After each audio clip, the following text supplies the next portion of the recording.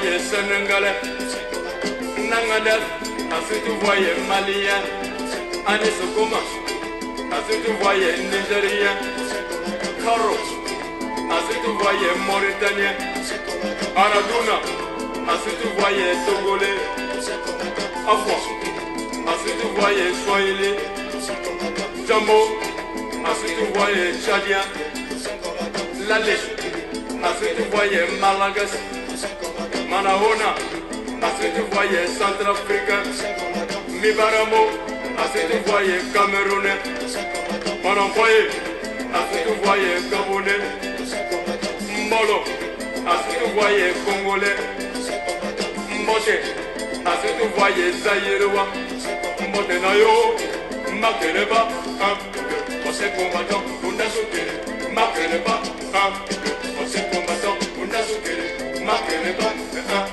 on s'est combattant, on a sauté, Makeleba, on s'est combattant, on a sauté.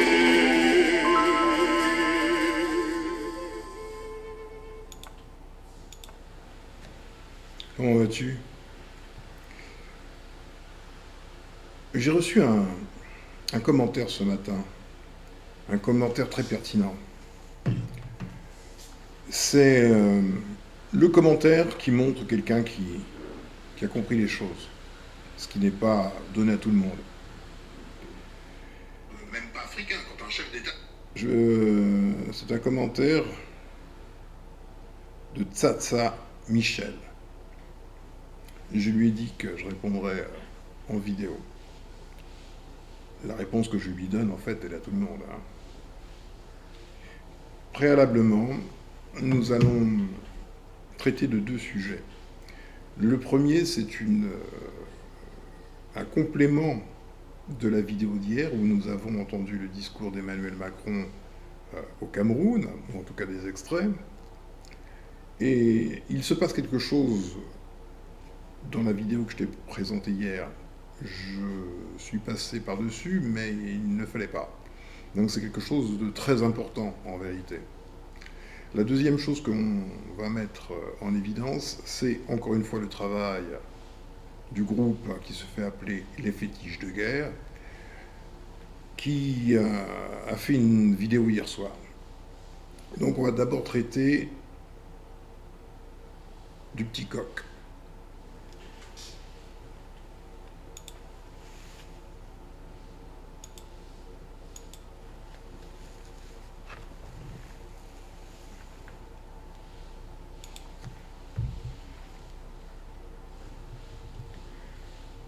On va commencer par le petit coq.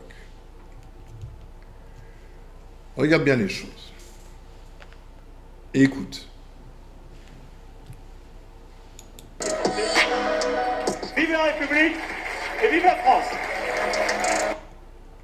Voilà. Je recommence.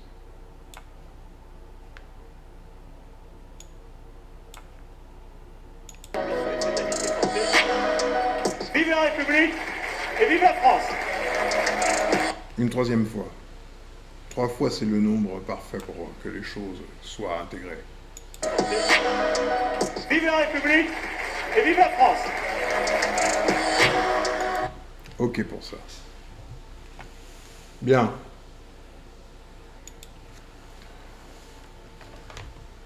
Tu entends un président dans un pays qui n'est pas le sien, en théorie, en train de dire « Vive la République et vive la France ». Normalement, ce genre de slogans sont à réserver à son pays, dans son pays. Donc ce que ne disait pas cette vidéo d'hier, c'est que cet extrait de discours est un discours prononcé à l'adresse des Français au Cameroun. Tu répondras peut-être, ah ben c'est normal qu'il dise ça parce qu'il s'adresse à des Français.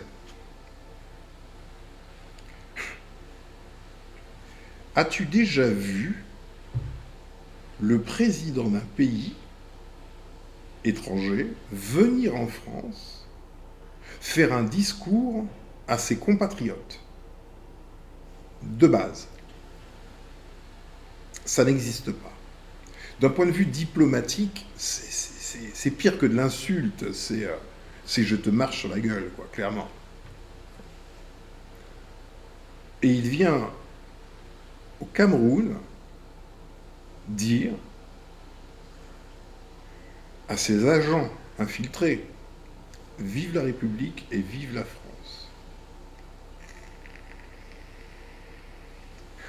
Cela s'est réellement passé. Ce n'est pas un rêve, hein. Ne crois pas que tu sois encore endormi. Non, non, c'est la réalité. C'est pire qu'un bras d'honneur, hein. C'est pire que le pire des gros mots, hein, ce qu'il a dit là, et ce qu'il fait. Nous verrons dans quelques vidéos qu'il s'agit d'une maladie mentale. Une double maladie mentale. Psychopathie, schizoïdie. En vérité, les États occidentaux sont des maladies mentales.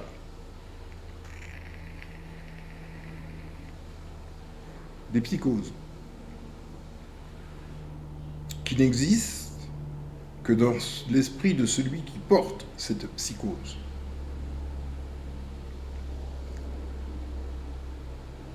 Ces gens sont profondément malades. Mais pas que, ils sont dégénérés. Il y a déjà longtemps.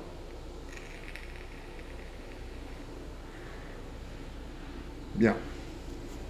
On approfondira le sujet ultérieurement.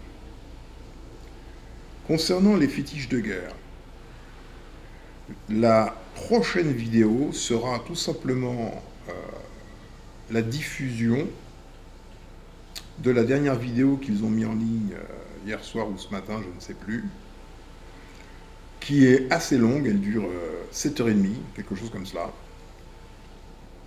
Mais ces 7h30 valent 10 ans d'études.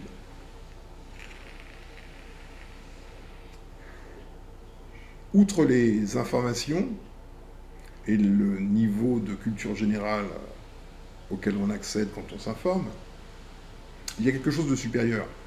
C'est le niveau de conscience. Avec ce travail fait par les fétiches de guerre,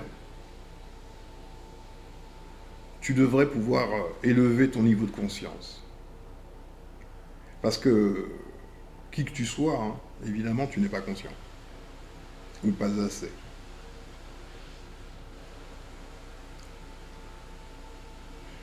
Bien, je vais lire le commentaire que j'ai sélectionné.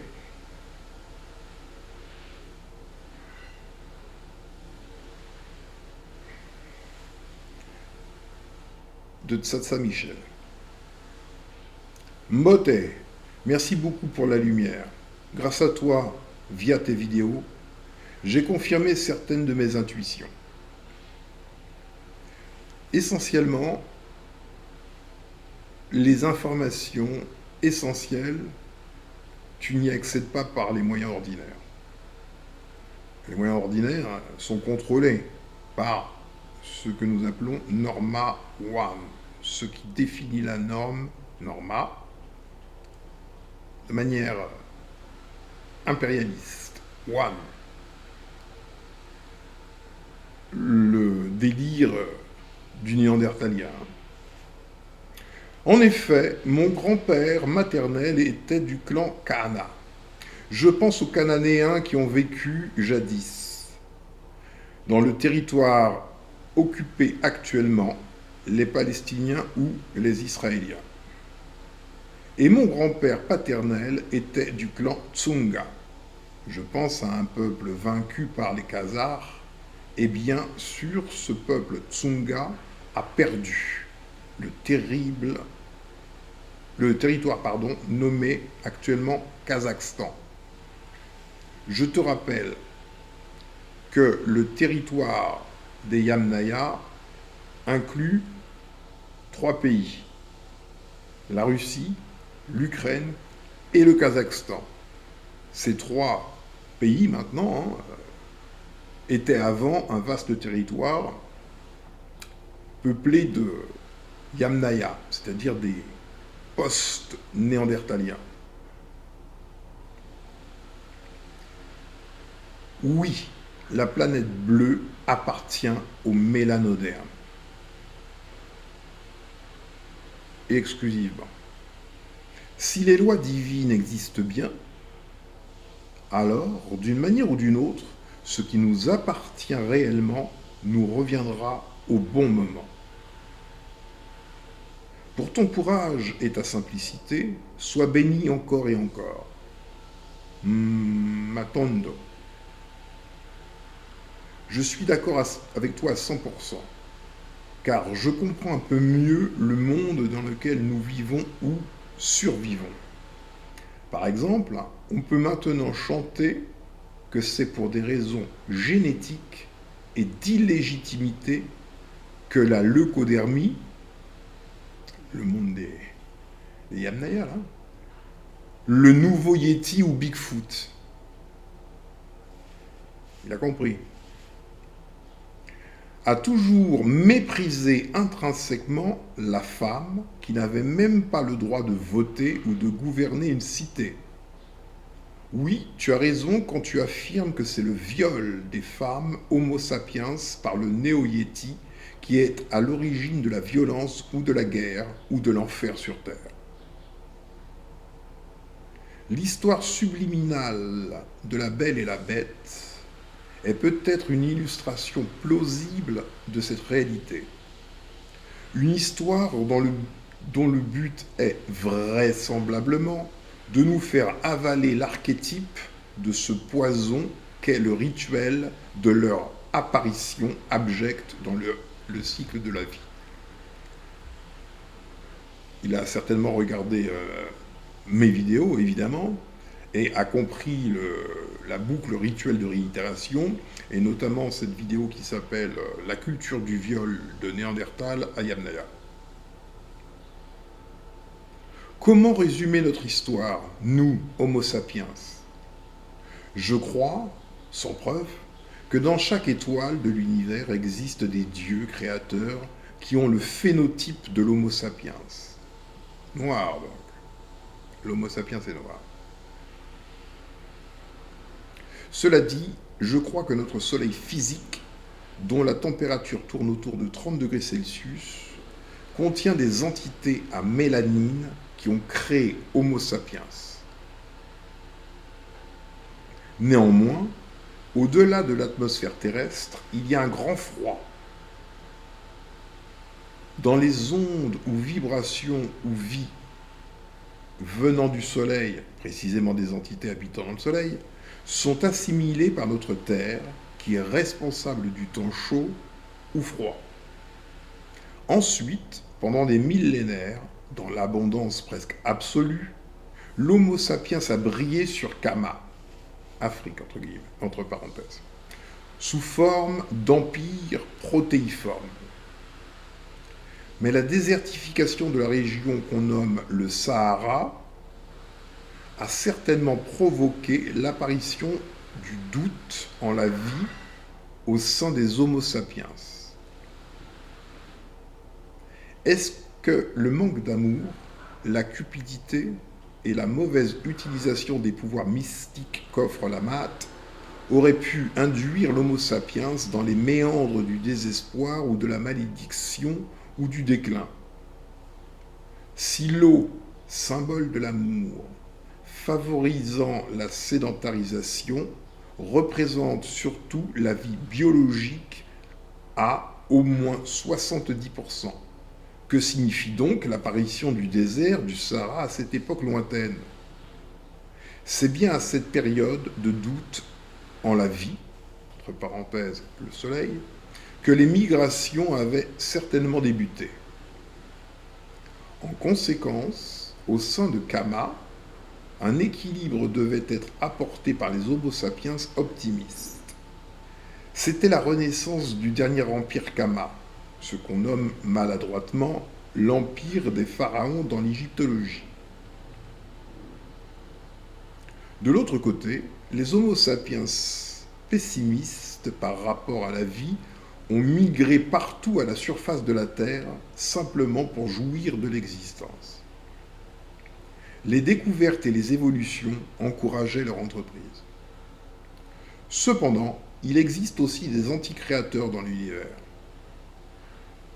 Ainsi, donc, les Anunnaki, dans leur bricolage ou destruction, ont infecté la planète bleue. Donc les Néandertaliens sont comme des virus. Cependant, les habitants du Soleil, avec leur échelle de temps complexe mais forcément longue, ont sûrement vu qu'à maturité, l'Homo sapiens aurait le mérite d'avoir résolu ce problème qu'est Bigfoot, le Néandertalien. C'est à nous qu'il revient de régler cette affaire. Même s'il y a des instances supérieures qui vont œuvrer.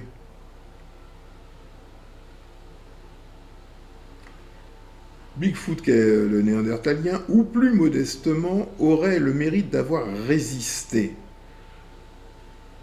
Enfin, c'est un peu dans le sens où tous les malheurs de l'Homo sapiens se résument dans le mot initiation. Un moment vient où notre liberté et divinité seraient une évidence complète, car la puissance de notre mélanine est insondable et irrésistible. Nous sommes légitimes, comme tu as su le dire fort. Donc, quand les Homo sapiens pessimistes ont perdu les batailles, les survivants sont revenus dans les faubourgs de l'Égypte pharaonique, mais la guerre ou la violence continue.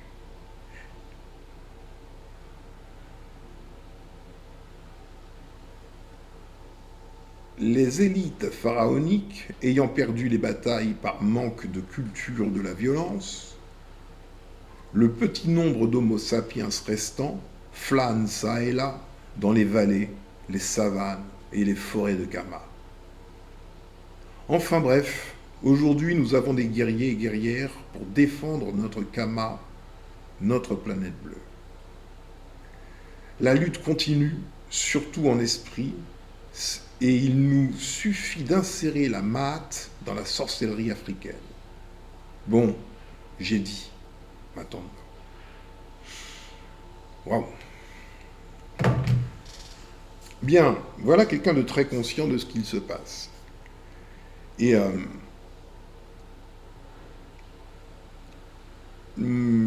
la très écrasante majorité des Homo sapiens, ou même des Néandertaliens, les Yamnaya, là, n'arrivent pas au niveau de conscience relatif à l'enjeu. Ce qui est tout à fait normal. Et je l'ai expliqué à plusieurs reprises dans mes vidéos, toute la vérité est logée dans le subconscient. Hémisphère droit, mais côté gauche. Entre le conscient et le subconscient, il y a le gardien du seuil. Quand je dis subconscient, hémisphère droit, c'est pas tout à fait vrai. Le subconscient, c'est la mémoire génétique, la mémoire supplémentaire, la mémoire cellulaire, en vérité. Mais il est vrai que le système d'exploitation permettant la lecture de ces mémoires relève d'abord du côté gauche, donc hémisphère droit, côté gauche, d'abord du côté gauche, pour aller dans le côté droit, hémisphère gauche, à la condition sine qua non que ce qu'il y a entre les deux, le gardien du seuil, n'empêche pas la transition de l'information. Cependant, le niveau de compréhension est si violent, si terrible, que, avec ou sans même gardien du seuil, nombreux sont ceux qui sont dans le refoulement. Parce que c'est quelque chose d'excessivement grave, évidemment.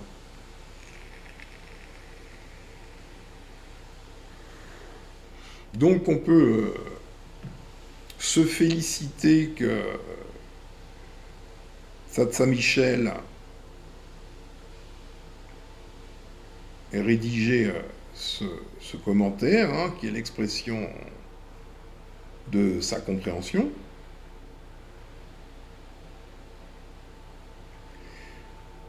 Excuse-moi, hop, l'expression de sa compréhension. Tu as vu, tu vois, aujourd'hui on vit une belle époque, parce que c'est l'époque de la révélation. Hein. Tu vois que ce qu'il se passe en Afrique, tu vois comment ce même pays qu'est la France reste un pays d'esclavagistes. C'est immanent à l'État français. Immanent. Les fétiches de guerre analysent des textes, des ouvrages rédigés par l'élite de l'État français. Et l'analyse de ces textes met en évidence la politique occulte, la géopolitique occulte que mènent les Français. On va dire les Occidentaux de manière générale, mais on traite des Français parce qu'on est en France. D'accord ? Cette géopolitique, tu ne peux pas la comprendre aussi longtemps que tu n'as pas fait un voyage, un grand voyage dans le temps pour remonter aux origines. Tu ne peux pas comprendre. Quel que soit ce que tu regardes, quel que soit ce qui te fait face, si tu poses tes lunettes à voyager dans le temps, sur ton nez, que tu remontes systématiquement à Néandertal, tout sera toujours clair pour toi. Toujours.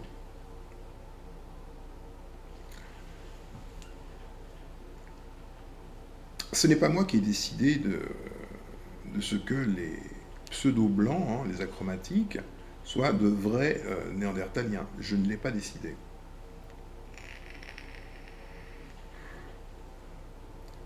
Je ne l'ai même pas compris, en vérité. Je tiens cette information des fameuses instances supérieures qui m'ont révélé ça il y a quelques années.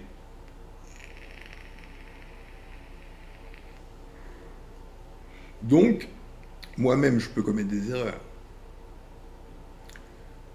Je peux même mal interpréter l'information. Mais les instances supérieures ne commettent aucune erreur. Aucune. Bien. On va revenir sur certains points.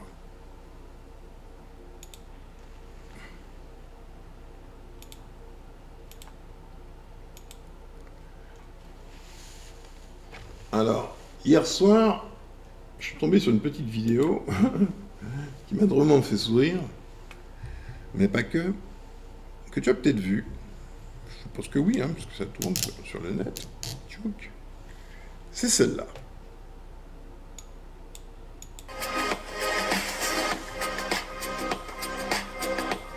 Macron fait sa grande tournée. Là, il est au Bénin.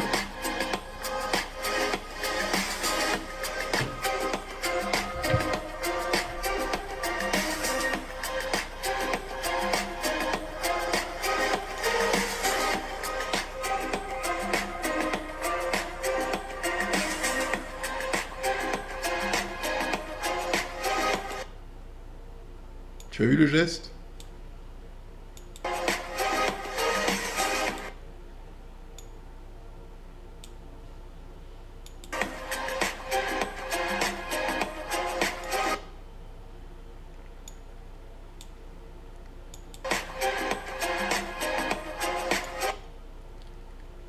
Bon. En vérité, pour être honnête. Hein. Je ne vais pas être malhonnête, ça ne servira à rien. Il faut être toujours honnête.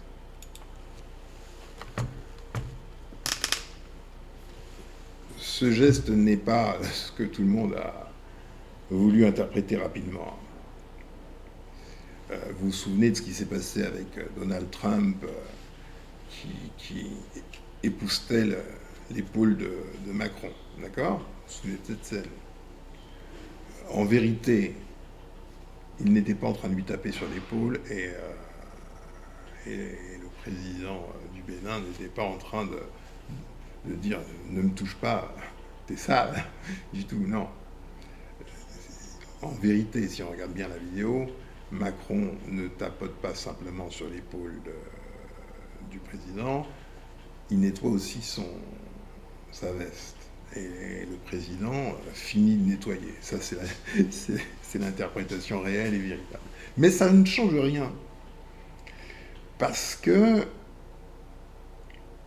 il y a d'autres niveaux dans le réel. Véritablement, le geste a existé.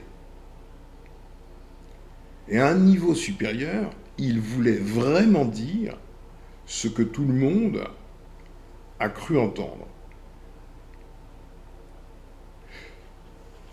Ce que tout le monde a cru entendre, ou voir, est une préprogrammation dans le cerveau. Tout le monde a vu cela parce que tout le monde voulait que ce soit cela. Et ça, c'est important. Il est plus important de regarder les gens regardant que de regarder la scène ordinaire. Et de l'interpréter conformément à la matérialité des faits. Il y a la matérialité des faits. En vérité, Macron a commencé à lui taper sur l'épaule, et puis après il a dû voir qu'il y avait peut-être des choses, il a commencé à faire ça. Donc l'autre a terminé le même geste. C'est ce qu'il s'est passé. Les concernant. En revanche, concernant celui qui regarde, toi, tu as interprété selon ton désir.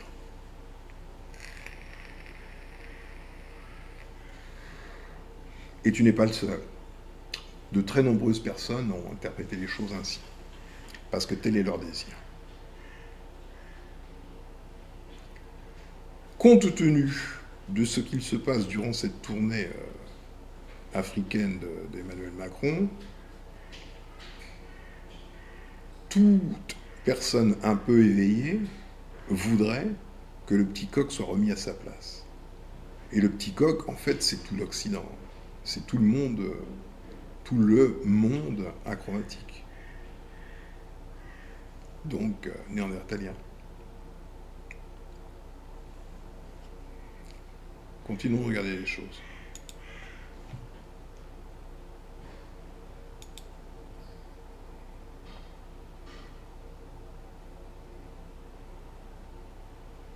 Ah oui, pour vivre la France et vivre la République, je te l'ai dit, hein, en fait, il s'adressait à des Français. Mais ça ne justifie pas qu'un président français vienne sur une terre qui n'est pas la sienne faire des discours à sa communauté. Ça n'existe nulle part ailleurs. En revanche, en Afrique, ils se le permettent. Ils sont chez eux.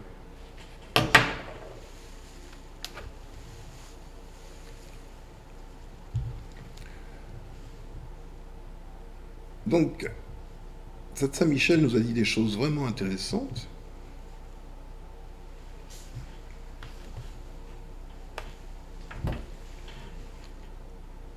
Voilà la représentation d'un néandertalien.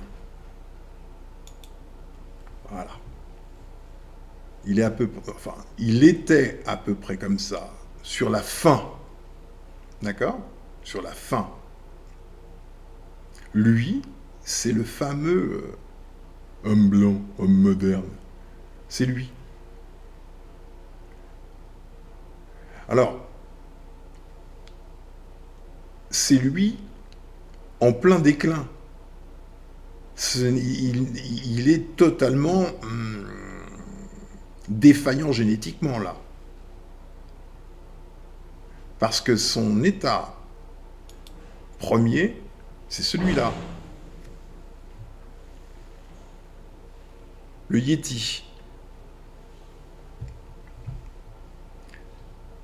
Ce qui est tout à fait normal. Seule l'Afrique était un continent peuplé d'hommes et qui offrait la possibilité aux hommes de vivre.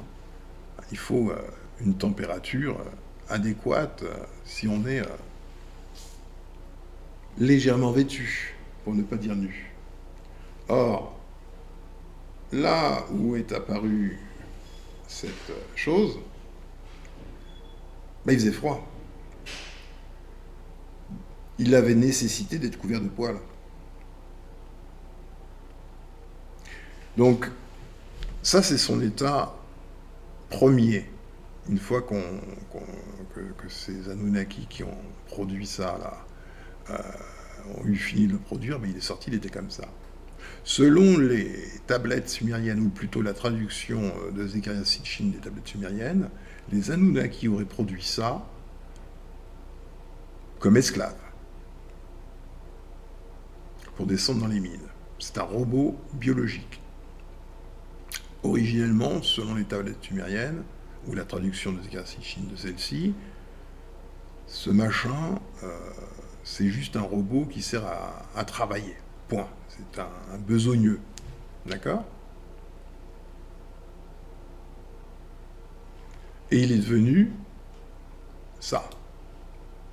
Perdu ses poils et des maladies dans tous les sens, de la dégénérescence génétique. C'est une créature mourante.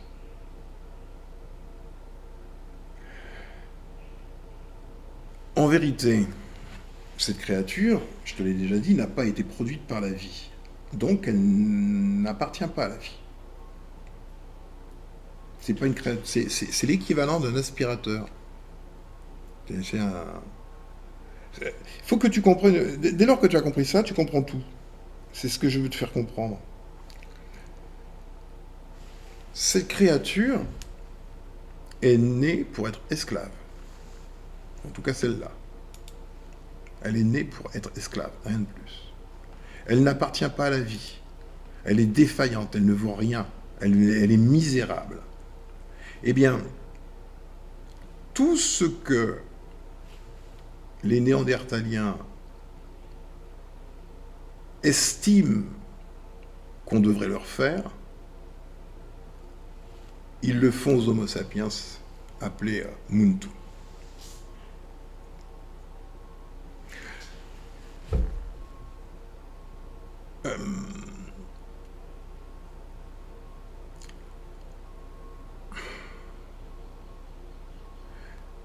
La chromatique est esclavagiste sur l'Homo sapiens qui lui est légitime. Parce que lui-même est un esclave génétique. Il n'est pas autre chose. Il n'a pas été conçu pour être autre chose. Donc il est dans l'inversion accusatoire. Il voudrait faire croire que l'Homo sapiens, le Muntu, l'homme légitime, est lui né pour être esclave. Parce que c'est lui qui l'est. Il voudrait faire croire que, notamment les Africains, sont bourrés de toutes les maladies du monde. Et comme il n'y en a pas, il les lui invente, il les lui inocule.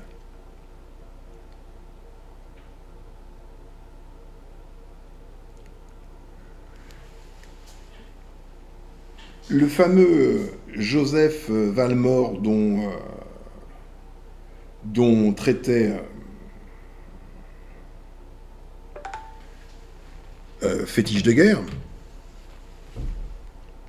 rédacteur d'un livre nommé, entre autres, L'Occident et les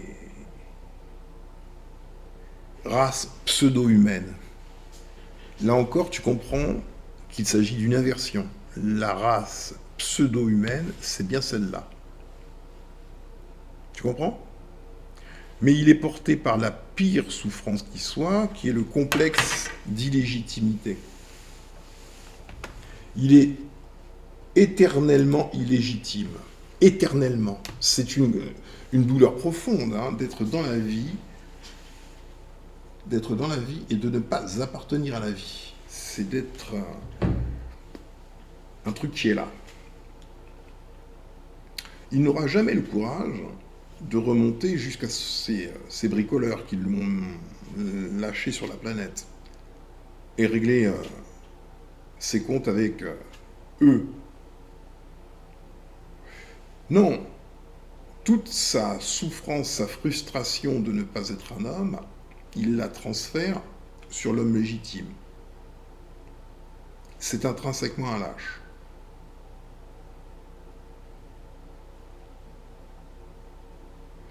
C'est un lâche génétique, c'est un menteur génétique, c'est un usurpateur génétique. Bon bref, c'est tout ce qu'il y a de pire,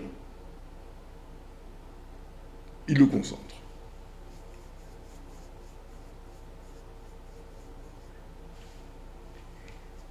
Alors,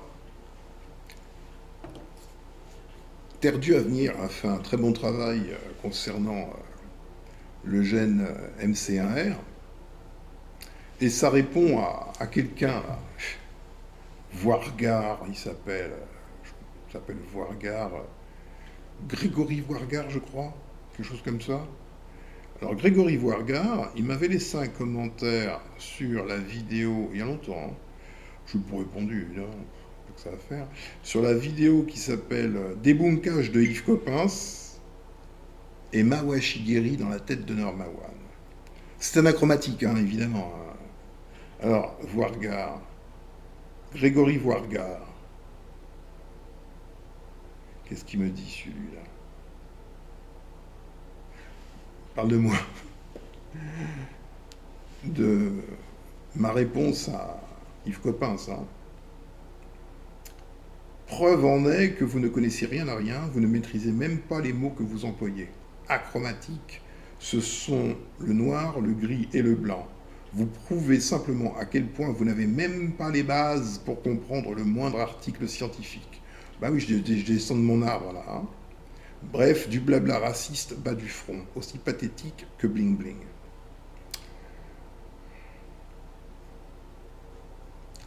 Dois-je répondre? Non. Mais je vais illustrer cette vidéo à partir de ces commentaires. Bon, achromatique, hein, ça veut littéralement dire sans couleur. A, privatif, chromatique. Et vois-tu, il était défenseur de Yves Coppens. Yves Coppens qui tenait un discours sur le plateau de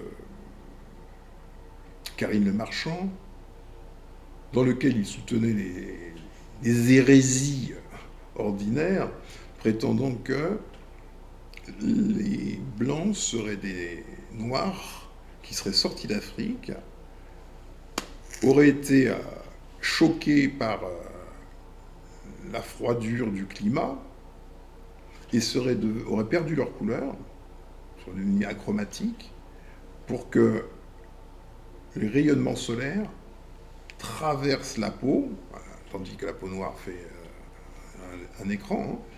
Hein. Donc, retirer cet écran pour que le rayonnement solaire pénètre afin de pouvoir synthétiser la vitamine D. Waouh!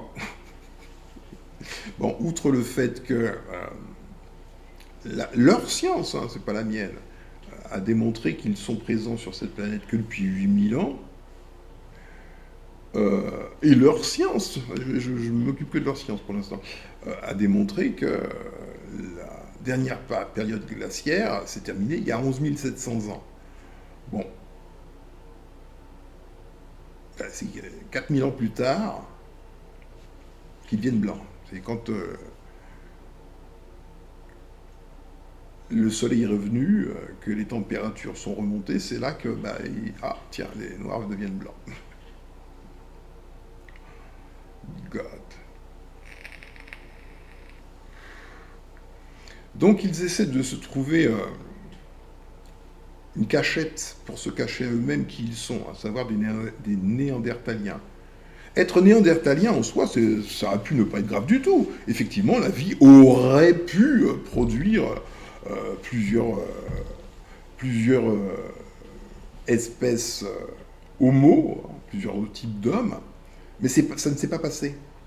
Ce n'est pas ce qui s'est passé. La vie a produit une seule créature légitime pour dominer la planète, et quand je dis dominer, c'est même l'inverse de la domination telle qu'on l'entend ici, c'est être soumis finalement à la planète, à la vie, cultiver la planète, en prendre soin.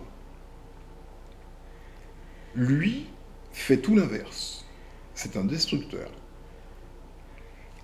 Pour la simple et bonne raison que ce n'est pas la vie qu'il a créée. Il a été produit par ceux qui se font appeler, ou qu'on appelle, les Anunnaki.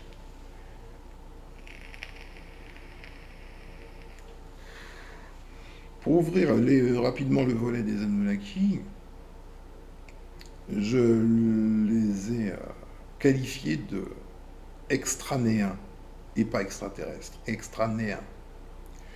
Les Anunnaki ne sont pas des extraterrestres au sens où on l'entend, c'est-à-dire des créatures qui habitent sur une planète qui est la leur. Originellement. Non, non, non, non. Ils sont d'un autre plan de réalité.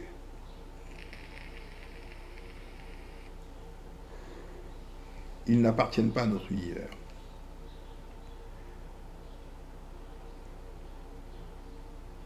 Et les raisons invoquées ou l'histoire racontée telle que traduite par Zecharia Sitchin dans les tablettes sumériennes relatives à la création sont non seulement incomplètes, mais falsifiées.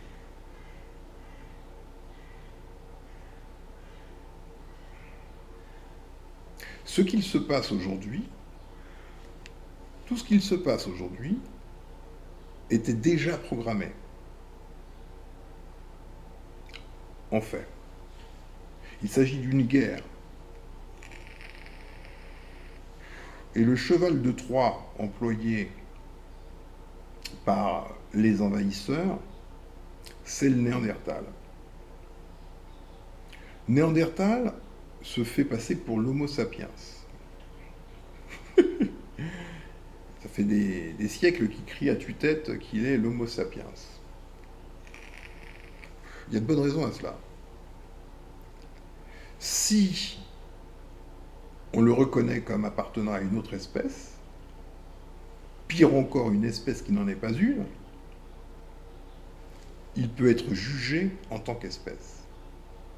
Les actes qu'il commet depuis des milliers d'années, on ne les impute pas à son espèce puisqu'il a fait croire à l'Homo sapiens qu'il était de la même espèce et qu'il existait des races. Donc on ne peut pas le juger en tant qu'espèce. Le juger en tant qu'espèce, ce serait nous juger nous-mêmes, les Homo sapiens, les Muntu.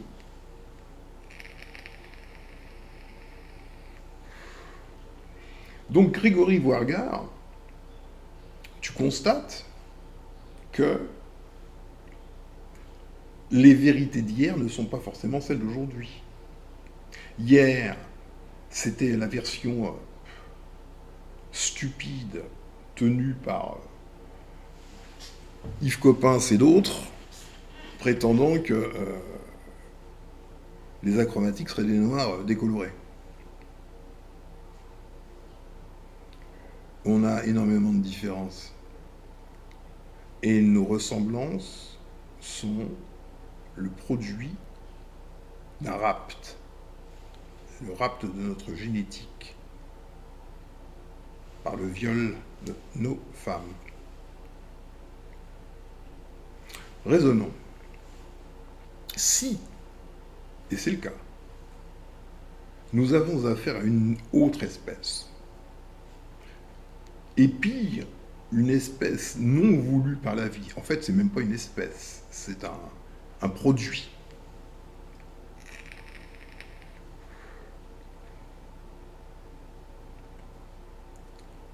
Le meurtre ne peut pas exister sur un produit. Personne n'a jamais tué un aspirateur. On le démonte, on le désactive, on fait un tas de trucs, mais on ne peut pas le tuer. Parce que c'est juste un aspirateur. Ce que je suis en train de te dire,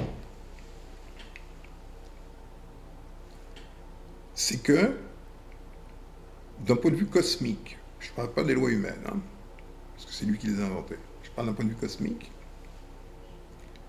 il n'y a aucun crime à désactiver une créature non voulue par la vie. Aucun crime. Il est plus criminel de tuer un moustique comme ça, là, parce que lui, il est à sa place, que de faire la même chose à un néandertalien. C'est un fait. Je ne dis pas qu'il faut le faire.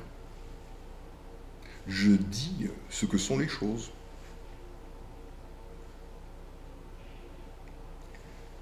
Et puisqu'il le sait, il a fini par s'empresser d'établir les droits de l'homme.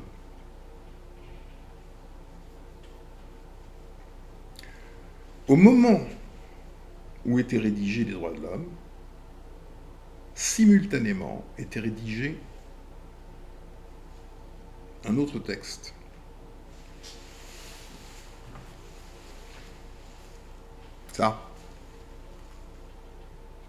Ça, c'est pour l'Homo sapiens. Les droits de l'homme, Homo sapiens, ne te concernent pas. Ils n'ont pas été rédigés pour toi. Ce qui a été rédigé pour toi, c'est le code noir. Parce que le néandertalien, étant ce qu'il est, et étant dans une folie terrible d'être là sans avoir été voulu par la vie, entre dans une crise existentielle où il cherche à justifier son existence. Il est dans une prière permanente à Dieu. Quoi qu'il fasse, hein, tous ces exploits à la con là, c'est une autre façon de dire « Seigneur, pourquoi ne m'as-tu pas créé ? Regarde comme je suis merveilleux, regarde tout ce que je sais faire. » Triple salto arrière, équilibre sur un doigt. Malheureusement, pour lui, la vie continue de dire « Toi, je te connais pas. »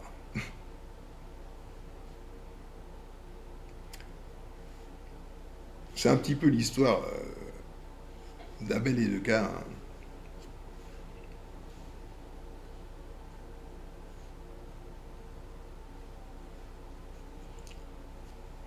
Donc tu vois, Grégory Voirgard, tandis que tu me traitais globalement d'imbécile, hein, c'est assez ordinaire dans ton espèce, hein. On est tous vos imbéciles, hein. On ne comprend pas les textes, et on ne maîtrise même pas votre langue. Bon. Enfin, je crois que c'est toi qui ne maîtrises pas ta langue, et je crois que c'est toi qui es l'imbécile. Parce que pour soutenir des inepties comme les Noirs auraient changé de couleur, il faut vraiment être le roi des imbéciles. Mais tu vois, la science, ta science, a mis en évidence que ce n'est certainement pas pour une raison d'adaptation au climat, qui d'ailleurs est devenu tempéré au moment où la pseudo-adaptation a eu lieu, que tu es devenu achromatique. Non, c'est un blocage d'un gène. MC1R, celui qui déclenche la production de mélanine chez les gens normaux. C'est la science qui le dit, c'est même pas moi, c'est ta science. Je fais que te répéter les choses. Donc, à minima, ta science reconnaît que tu es juste un bug. Tu as bugué. Ton gène MC1R dysfonctionne. C'est un dysfonctionnement. Tu es un dysfonctionnement. À minima, ça au moins ta science aujourd'hui le reconnaît. Et c'est parce que tu dysfonctionnes que tu n'es pas noir. Si tu étais normal, tu serais noir. Le fait que tu sois chromatique, je l'ai déjà dit depuis longtemps, est la résultante d'une maladie génétique. Ça, c'est ce que dit la science aujourd'hui, supérieure à Yves Coppens. Donc tu vois, tu as un métro de retard, peut-être même plusieurs.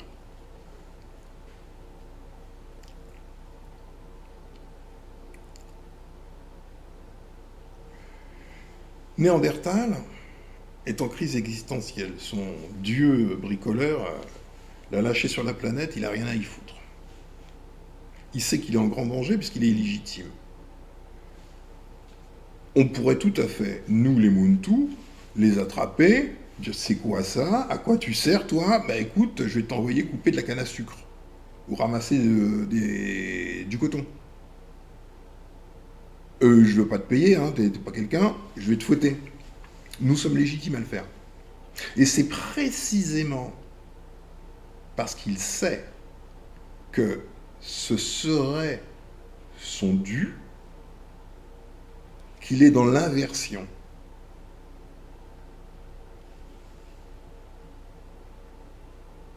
Il a même fait des droits de l'homme, tandis qu'il n'est pas un homme. Il s'appelle homme. Lui-même tout seul. Il a occulté totalement les prouesses exceptionnelles de l'homme légitime, parce qu'il a nécessité de laisser croire que l'homme légitime, en fait, c'est pas un homme légitime, c'est juste entre le singe et l'homme, quelque chose qui est là, quoi. Mais même son postulat, par son comportement, est annulé. Parce que si véritablement ce postulat avait été vrai, qu'il y avait une évolution de l'animal vers je ne sais quoi, son attitude normale serait de se tourner vers ceux qui ne sont pas encore à son niveau et de leur tendre la main. Venez, vous allez voir, c'est merveilleux. On change totalement de paradigme. On va vous aider. De toute façon, vous êtes papy et mamie, hein. On vous aime, forcément. Non, non, c'est pas ce que tu vois. C'est pas ce que tu vois. Non, tu as juste des envahisseurs, premiers, Anunnaki, qui, pour pouvoir envahir, ont créé des chevaux de Troie, mais ils n'ont pas fait, ils n'ont pas su faire que se synthétise le mélanine. Ça, c'est impossible, parce que le mélanine, elle est divine, elle ne se manifeste pas dans les aspirateurs.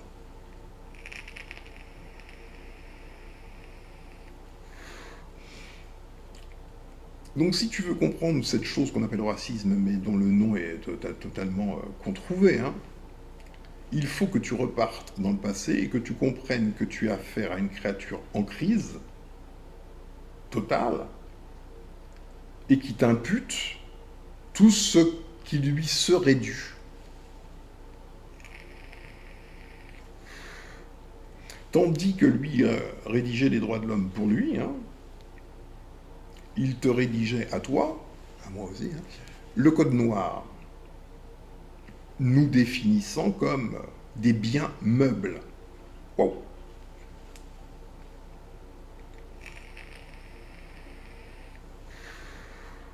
Cependant, le monde avance. Et tu vois, il y a des livres comme ça, Inventeurs et savants noirs. Bah, c'est pas rédigé par les whites, les blancos, les achromatiques. Ah, il y a plein d'inventeurs qui ont été occultés. Ce qui est tout à fait normal. Ce qui est tout à fait normal, puisque si à minima, le Muntu, l'Homo sapiens noir, est au moins aussi intelligent, hein, créatif, etc., que le machin là, il ne peut plus le mal considérer et l'envoyer travailler gratuitement pour lui, le violenter, l'humilier, le dénigrer, lui faire toutes ses misères. Il ne peut plus. Donc il a besoin d'occulter ses génies. Je vais te montrer quelque chose. Je mets sur pause. Voilà, je vais te montrer ça. L'Inde et le Sri Lanka ne sont pas séparés. Il existe un point ancien qui reste une énigme pour les chercheurs. Le Sri Lanka est un État insulaire situé à quelques kilomètres seulement de l'Inde. Bien que nous ayons toujours su que géographiquement, le Sri Lanka est séparé de la côte sud-est de l'Inde par un détroit de l'océan Indien, connu sous le nom de détroit de Poke, il n'en a peut-être pas été ainsi dans le passé. Le mythe parle d'un pont, le pont d'Adam, construit à la demande d'une divinité dont les traces sont encore visibles aujourd'hui depuis une vue satellite. Légende ou vérité, pont artificiel ou naturel? Question auxquelles la science n'est pas encore en mesure de répondre. Voilà. Voilà les fameux restes du pont. D'accord?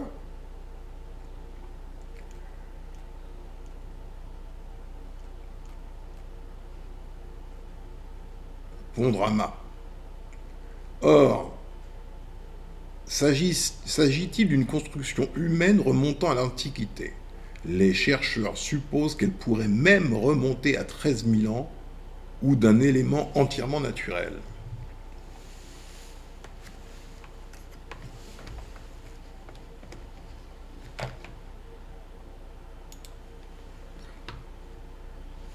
S'il y a 13 000 ans,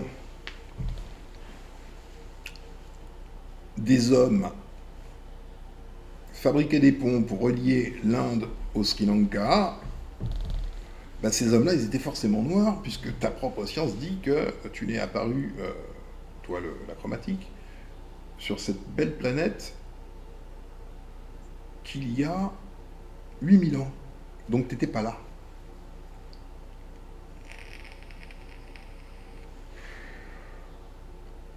Idem pour les pyramides d'Égypte. Tu as nécessité, pour maintenir ton mensonge, de laisser croire qu'elles sont assez récentes. Parce que dans ton mensonge, c'est toi qui les as faites. Hein. Tu as tout fait. C'est marrant parce que, comme le dit le professeur Nyusere Kalala Umutunde, il n'y a que quand ils arrivent en Afrique qu'ils deviennent des génies. Parce que chez eux, on construisait des huttes en bois. C'est honteux, hein. Je te l'ai dit, je te ramène à ta place. Nulle part ailleurs. Je dois te ramener à ta place. C'est un devoir.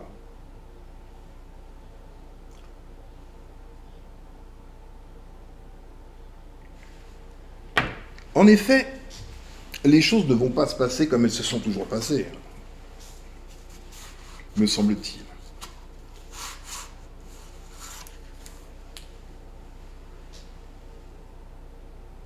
Cette fois-ci, on est équipé.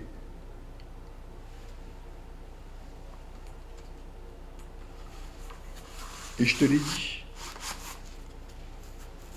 tu n'es pas un homme, tu n'es pas un animal, tu n'es pas un végétal, tu n'es même pas un minéral. Clairement, tu n'es rien. Et on ne peut même pas dire que tu sois un aspirateur. Non. Comme dirait ma grand-mère, t'es un faiseur de chier. T'es un faiseur de chier. Rien de plus.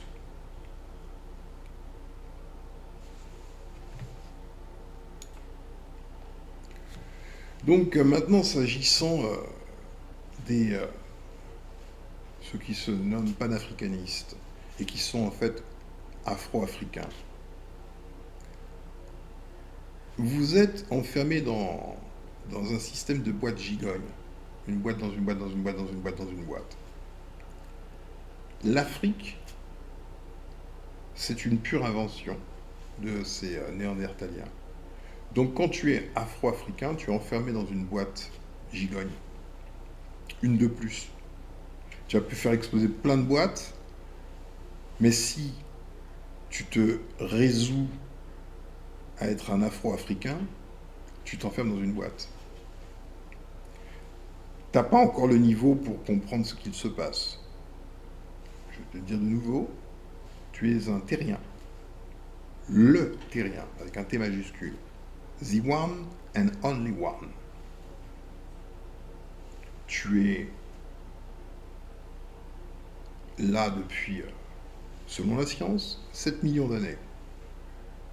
En fait, beaucoup plus. Hein. Ça, la science ne l'a pas encore dit. Moi, je te le dis. Tu es chez toi, sur la planète, dans son entier. Des envahisseurs ont produit des robots biologiques qui ont dans leur code génétique cette part étrangère qui appartient à l'envahisseur. Et ils ont un comportement d'envahisseur. On peut le constater juste en regardant Emmanuel Macron qui va faire sa tournée en Afrique. On a bel et bien un envahisseur, un dominateur, un impérialiste, un agent de Norma One. Un de plus. Ces gens n'ont pas changé. Ils te considèrent, cela a déjà été dit hein, dans l'étude de Fétiche de guerre, comme un être pseudo-humain. Alors que tu es le seul humain. Tu fais face à quelque chose de gravissime et ils ne changeront pas. Ne va pas croire que ça évolue, que non. Ça fait ce que Norma One dit de faire. Selon les circonstances, Norma One change de politique. Mais là, tu constates que si ils s'effondrent économiquement, ils redeviennent ce qu'ils sont. Uniquement ce qu'ils sont.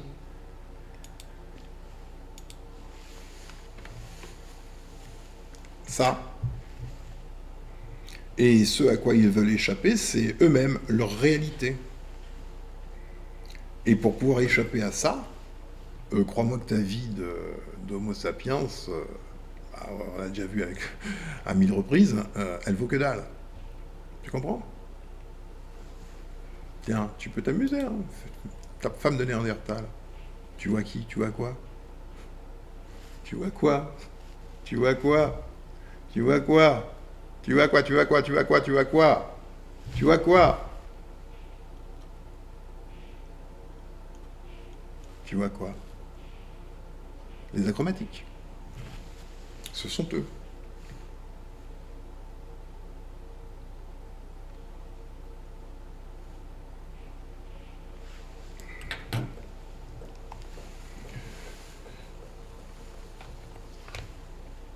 Alors, tu vas te laisser abuser. Tu te fais déjà abuser. Notamment par la charité chrétienne. Et tu n'envisageras pas de considérer que c'est le pape chrétien, hein, catholique, Nicolas V, qui a donné un blanc-seing aux achromatiques, notamment aux Portugais, pour te réduire en dessous de l'animal, un bien meuble. Si tu ne souffrais pas d'un syndrome de Stockholm puissance 10 000, tu irais chercher ton équipement.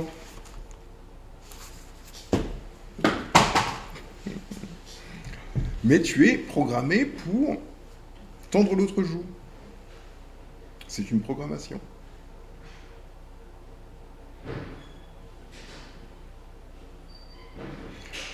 tu étais juste normalement éveillé et que tu considérais les faits,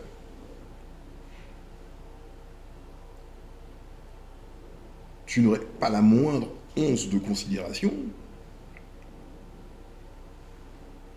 pour tes bourreaux néandertaliens.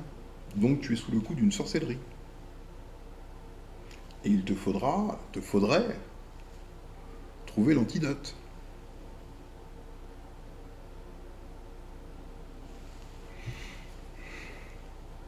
Ah, je sais, ce que je dis n'est pas doux, n'est pas agréable, mais les faits sont les faits.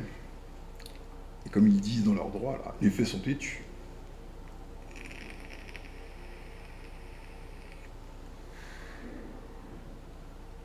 Tu comprends les choses.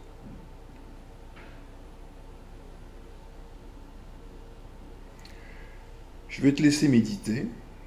Je vais télécharger la très longue vidéo des fétiches de guerre. Je te demanderai de l'étudier. Elle t'apportera énormément. Ah oui, concernant les fétiches de guerre.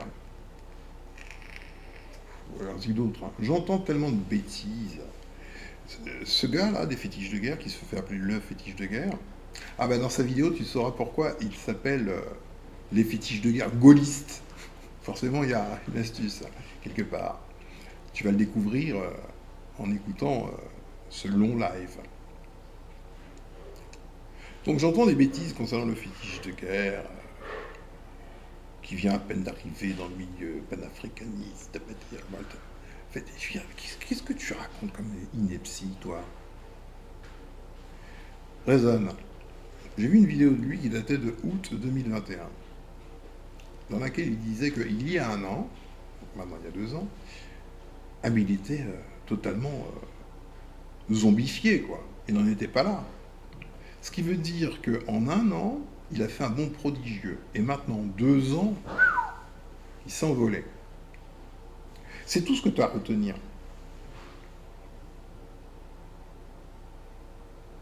Si 10% des Noirs, pas tous, juste la diaspora, 10% avaient le niveau de conscience qu'a fétiche de guerre actuellement,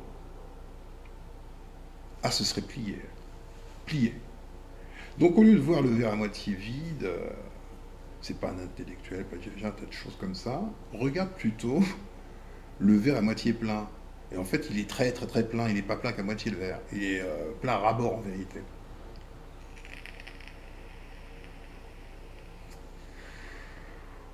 Je te l'ai dit, arrête le gossipage concernant tes frères Homo sapiens.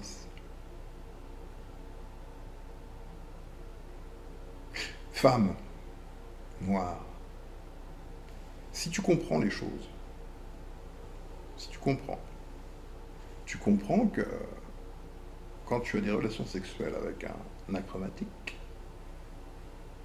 aussi fin soit-il, aussi doux soit-il, aussi tout ce que tu veux soit-il, c'est un néandertalien. C'est le bourreau, l'assassin, le voleur, le violeur, le pilleur de toute ta lignée remontant à il y a au moins 40 000 ans.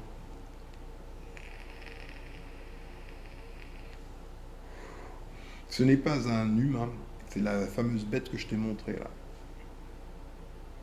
Sa part d'humanité, ce sont les gènes de l'Homo sapiens qu'il a volé. Ah, c'est ton mari.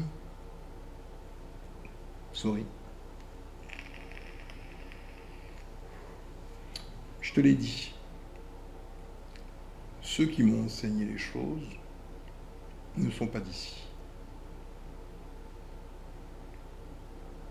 Et je sais que quiconque se mettra en travers du déploiement de la loi périra par l'épée. J'ai parlé.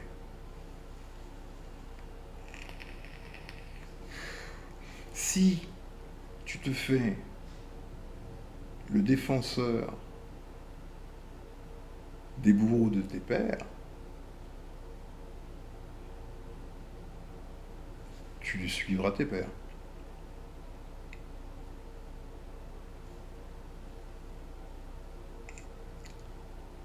Tu ne peux pas contrevenir à la loi.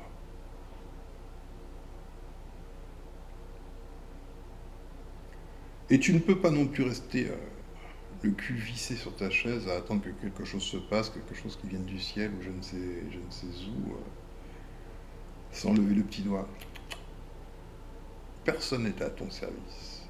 Tu es au service. Tu es au service de la vie, tu es au service de la planète.